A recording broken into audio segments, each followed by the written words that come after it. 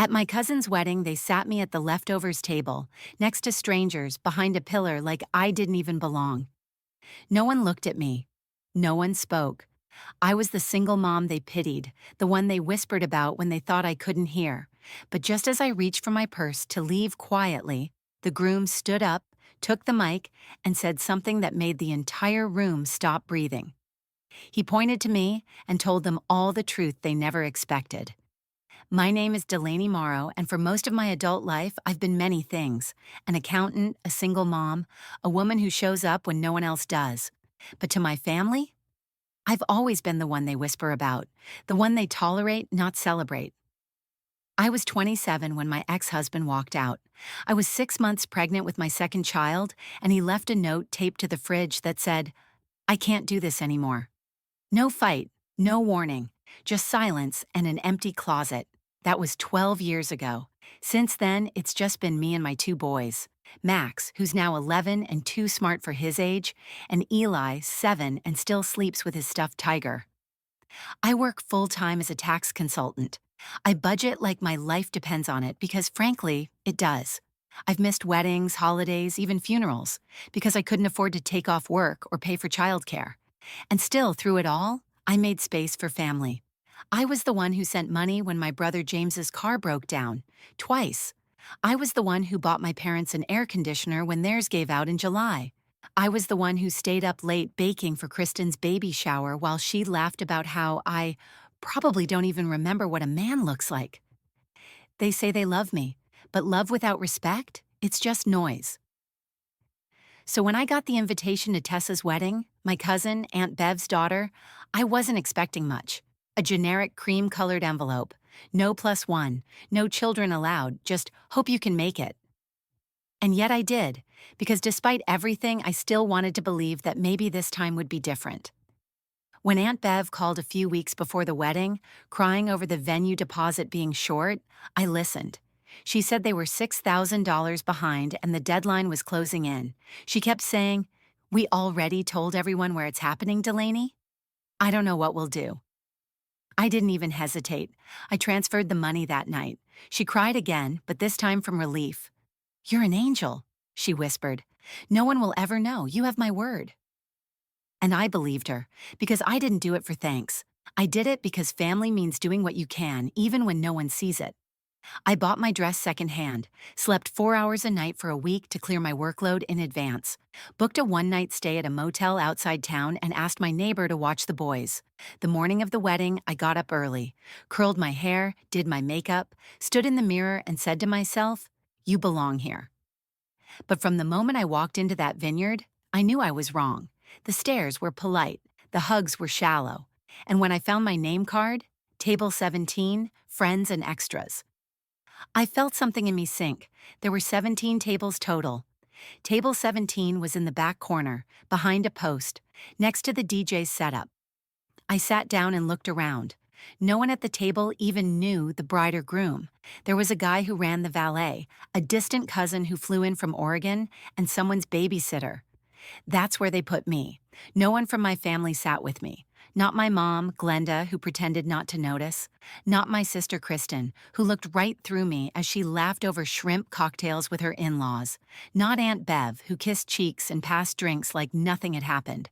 And not Tessa, the bride I helped. She didn't even say hello.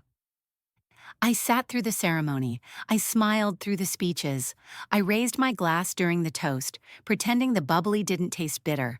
And I told myself, just get through tonight. Don't make it about you. I had no idea the night was about to become mine. Dinner was served, but no one at my table even looked up. They passed the bread basket like I was invisible. The guy next to me, he was on his phone the whole time. Another woman, probably mid-20s, scrolled through Instagram, barely glancing at the speeches being made. I kept a faint smile on my face, nodding politely, pretending it didn't bother me. But the truth is, I felt humiliated. Everywhere I looked, there were little pockets of laughter. My sister Kristen was holding court with a group of young moms at table 4.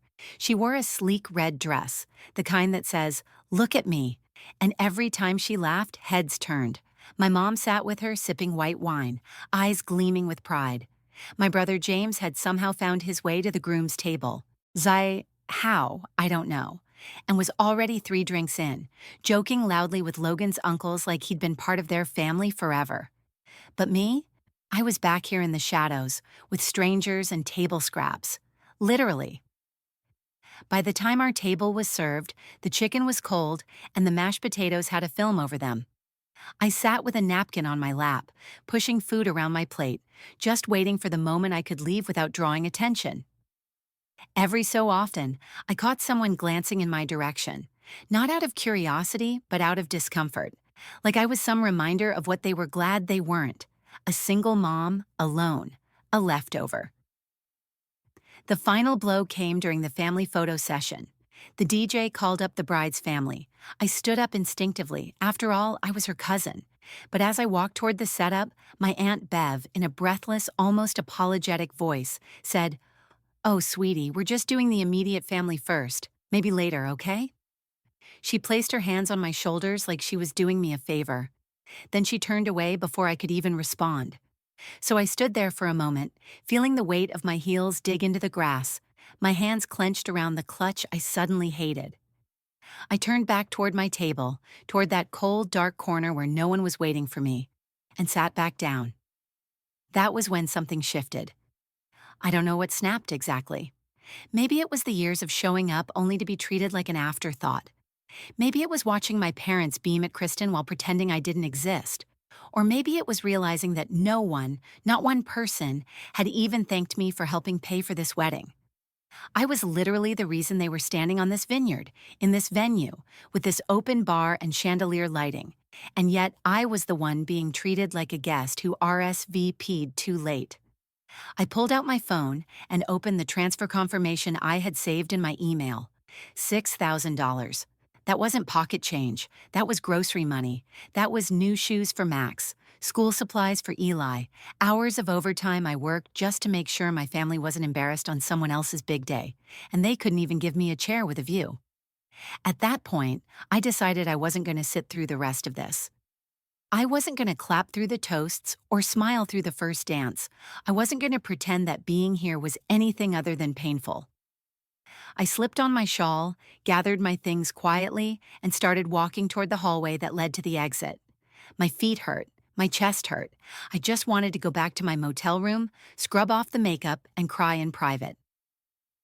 As I reached the hallway arch, I heard someone call my name, softly but clearly. "Delaney?" I turned around, expecting another shallow apology, another request to step aside for a photo, but instead I saw Logan, the groom. He looked a little out of breath, his tie loosened, a glass of champagne still in his hand. "Wait," he said. "Can I talk to you for a second?" I paused, unsure of what to say. He looked nervous, almost guilty. I found something," he said, pulling out a folded paper from his coat pocket. It was left on the printer, payment confirmation, from you." My heart dropped. He looked up at me, his voice lower now. "You paid for this place, didn't you?" I said nothing. I didn't need to. He stepped closer, his voice firmer now. "You helped us, and they put you back here?" I nodded once. That was all I could manage. He didn't say anything right away. He just looked at me, really looked at me, the way no one else had all night, like I wasn't invisible, like I mattered. Then he said, "Stay here, please, just give me 2 minutes." And he walked away toward the DJ's table, toward the microphone. I stood there frozen, half in the hallway, half in the reception room, unsure whether to follow Logan's request or slip out before anyone noticed. My instincts screamed to run. Every inch of me had been bracing for disappointment all night. But something about the way he looked at me, it stopped me. I stepped back toward the shadow of the archway and waited. I couldn't hear what Logan was saying to the DJ, but I saw the slight nod, the way the DJ turned down the music, how the room began to quiet. Forks clinked against glasses, then stillness. Then Logan walked up to the mic. People were still laughing from the last toast, still sipping champagne. But Logan cleared his throat, adjusted the mic, and said, "Before we start the first dance, I need to say something important." The laughter died down. The bride, Tessa, looked confused from the head table. Aunt Bev whispered something to the bridesmaids. My mother stared, expression blank. I want to thank someone most of you didn't even notice tonight, Logan said. Every muscle in my body locked. She didn't ask for attention. She didn't ask for recognition. In fact, she asked for nothing at all, but she gave everything. He scanned the crowd until his eyes found mine. I could feel hundreds of eyes turning in the same direction. Some were confused, some startled. I wanted to melt through the floor. Logan continued. When we thought this wedding wasn't going to happen, when our venue was about to fall through, someone stepped in quietly and made it possible. And most of you don't even know her name. He pointed straight at me. That's Delaney Morrow, my cousin's cousin, and the only reason we're all standing here tonight. Gasps, silence. Some shifted in their chairs. I saw Kristen blink rapidly, jaw tight. Aunt Bev had gone stiff. My father turned to my mother and whispered something. Tessa, her mouth parted slightly, unsure if this was a prank or not. She paid for this venue, Logan said plainly. Without her, we wouldn't be here. You wouldn't be in these seats. There would be no first dance, and no one thought to seat her with the family. That's not just rude, that's shameful. The silence became deafening. I felt like the walls were closing in. Part of me was mortified, but another part of me, a deeper part, stood a little taller. Logan stepped down from the platform and walked toward me. Slowly, with intention. Every eye followed. I wanted to bolt, but I didn't. He reached me and offered his hand. Will you come sit with us? Please. You deserve more than that corner table. I didn't speak. I just placed my hand in his. I didn't trust my voice not to crack. The crowd parted. As we walked toward the front of the room, I passed my sister, who looked like she'd bitten her own tongue. I passed my mother, whose cheeks were splotched with color, her wine glass trembling slightly in her hand. I passed Aunt Bev, who wouldn't meet my eyes. And then Tessa stood. She looked at Logan, then at me. She opened her mouth to speak, but nothing came out, just silence. Logan gestured to the empty seat at the family table. It was supposed to be his grandmother's, but she hadn't been able to travel. I sat down slowly, feeling the weight of every gaze still on me. No one said a word, not for a long time. Then slowly, people began to whisper, to murmur. Some nodded in my direction. A few even looked apologetic, but I didn't need their apologies. I wasn't hungry for validation. What I felt now wasn't revenge, it was visibility. For the first time in years, I felt seen. The irony wasn't lost on me, that it took a groom's microphone and a public call-out from my family to finally acknowledge me. Not as a failure, not as the single mom with baggage, but as someone who mattered, who gave and gave and gave, and finally got to take something back. I sat at that table, chin up, spine straight, not smiling but not bitter either, just present. And they couldn't look away, because now they finally had to look at me. I don't remember the exact moment the music started again, or when Logan returned to the dance floor to meet Tessa for their first dance. Everything after that speech felt like I was floating above the room, watching the walls people had built around me start to crumble. But what I do remember, clearly, was the way no one looked at me the same. Kristen avoided eye contact completely, her posture rigid, smile glued on like a cracked mask. My mother, Glenda, turned her attention to the floral centerpiece, suddenly very interested in fake peonies. James, my brother, gave me a short nod across the room, then looked away, suddenly fascinated by the buffet. Aunt Bev stood like she'd aged 10 years in 10 minutes, wringing her hands behind the dessert table. No one dared approach me directly, not at first. I sat quietly at the family table, sipping the same untouched glass of champagne they had served everyone else with so much flourish earlier. But now, for the first time that evening, the servers refilled my glass without hesitation. Now people nodded when they passed. The photographer even came up to me hesitantly and asked, "Would you like to be in some of the family portraits, ma'am?" I said no, not out of spite, out of choice, because now I knew what my place was, not what they assigned me, but what I decided to claim. The shift in energy was immediate. People whispered behind wine glasses, stole glances when they thought I wasn't looking. I could practically hear the narratives reshaping in real time. Why didn't anyone know? Why didn't Aunt Bev mention it? How could they treat her like that? The bride and groom had finished their first dance, and Logan kept sneaking glances at me throughout. At one point during the father-daughter dance, he stepped away from the crowd and brought me a plate of chocolate-covered strawberries. "I thought you might want something good for once," he said with a gentle smile. It was the first real moment of kindness I'd received that night. Tessa didn't say anything to me, not for a while. She was busy taking photos, hugging distant relatives, showing off her new ring like a trophy. But her movements had changed. Her laughter wasn't as free. Her eyes scanned the crowd too often. She knew. Later, when people started to leave, when the music faded into ambient chatter and the flower girls were fast asleep in chairs, she finally approached. She stood by my chair, twisting her fingers together, face tense. "I didn't know," she said softly. I looked up at her, holding her gaze. "Did you ever ask?" She blinked. "Bev told me everything was covered. I didn't know it was from you." "She cried when she called me," I replied calmly. "Told me she didn't want to lose the vineyard. Said you'd be devastated. I wired the money that night, and I didn't ask for a thank you." Tessa nodded, eyes filling with shame she clearly hadn't anticipated having to feel on her wedding night. "I'm sorry," she said. "That table, that wasn't my call. I told them to seat you with family." I nodded. Someone made a different choice. She sat in the empty chair beside me. "You didn't have to help us." "I know," I said. She paused. "But you did. That's the difference between me and the rest of this room." That hit her. She didn't argue. She just sat with it. "I can't change how the night started," she murmured. "No," I agreed, "but it says something that Logan did." That was the last thing I said to her.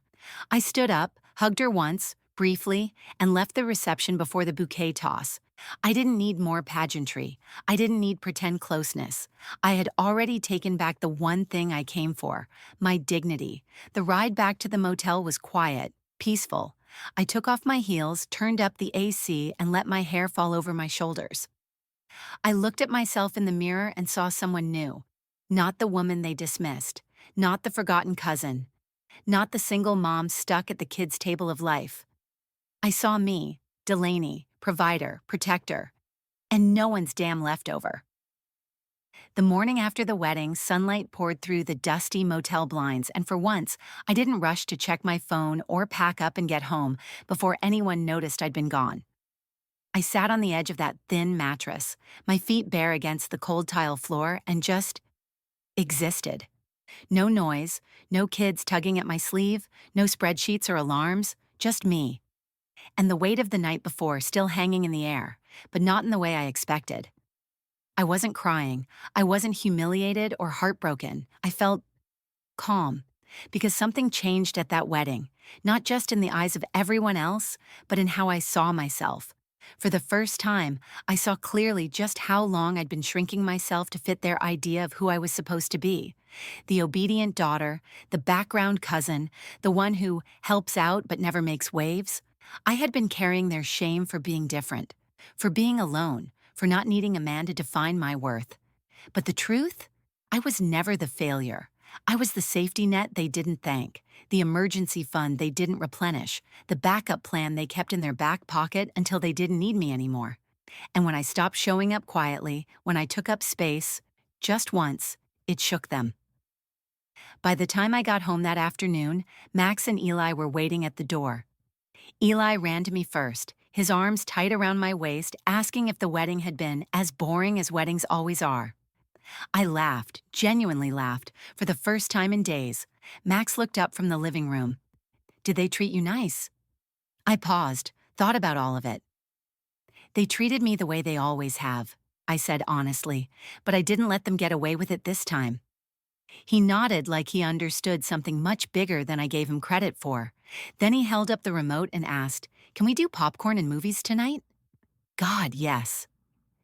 That evening, while they fell asleep against me on the couch, I opened my laptop. I didn't check emails. I didn't touch work. I wrote something instead. A letter, not to my family, not to Logan or Tessa or Bev, to myself. A promise. That I wouldn't dim myself again to make others comfortable. That I wouldn't give without boundaries. That I would never again pay for a seat at a table where I wasn't wanted. A week later, Aunt Bev called. I let it ring. Then came the text. Hi, Delaney. I just wanted to say thank you. I didn't know. No one did. I'm sorry about the seating mix-up. We hope you had a nice time. No apology, just clean up. I didn't respond. Kristen sent a message a few days after that. Mom said you made a scene at the wedding. I told her it was about time you did. That one made me pause. A part of me wanted to say something, anything, but then I realized I didn't need to anymore. I wasn't in the same place I had been. I didn't need their validation, their explanations, or their rewritten memories. I had my own, one moment, one truth, one microphone, and that was enough. Now when I walk into my office or stand in line at the grocery store or watch my boys sleep peacefully, I carry that moment with me. That clarity, that refusal to shrink, that power. They called me a leftover, but I was the one who paid for the meal, and I never forgot the taste of finally being seen. It's strange how one night, one chair, one gesture, one truth can redraw your entire life in sharper lines. For years, I waited for someone in my family to choose me, to see me, to stop treating my single motherhood like a shadow that followed me into every room. I thought if I was quiet enough, helpful enough, generous enough, they'd invite me in. But they never would have, because people like that don't respect what they never had to earn. So I stopped asking for a seat at their table, and I built my own. In the weeks after the wedding, I didn't hear much from anyone beyond those shallow texts. No one visited, no one followed up, no one asked what it felt like to be publicly dragged into the spotlight after being shoved into the dark. But that silence? It didn't hurt like it used to, because the people who did show up were already in my life. My sons, my neighbor Mia, who brought me a peach cobbler and said, I saw the wedding photos online. Damn right he called you out. My coworker Angela, who said, Girl, you inspire me. You seriously paid for a whole venue? I didn't brag. I didn't correct her. I just smiled. I started putting that 6,000 energy into myself, not as a martyr, but as a woman who finally understood her value. I booked the dentist appointments I'd been putting off. I joined a women's business circle that met twice a month at a downtown cafe, and for once, I walked into a room not feeling like an imposter. I even took my boys on a weekend trip, just us. We stayed in a cheap motel with a heated pool and too many vending machines, but they loved it. I loved it. It didn't matter that it wasn't picture perfect. It was ours. One night, as we sat eating takeout on the balcony, Max asked, Will we ever see them again from the wedding? I thought about it. Maybe, maybe not, but we don't have to. Good, he said. They didn't seem like people who liked hugs. And just like that, my heart swelled, because he saw it too. Even at 11, he understood that coldness isn't love and silence isn't safety. I don't need their table anymore. I don't need their approval or their place cards or their polite nods. Because when I walk into a room now, I walk in already belonging to myself. That night at the wedding, they called me a leftover. But the truth, I was always the main course. And now I sit where I want, at a table I built, with people who see me, who value me, who know that the quiet woman in the corner might just be the one holding the whole room up. And this time, no one's taking that seat away from me.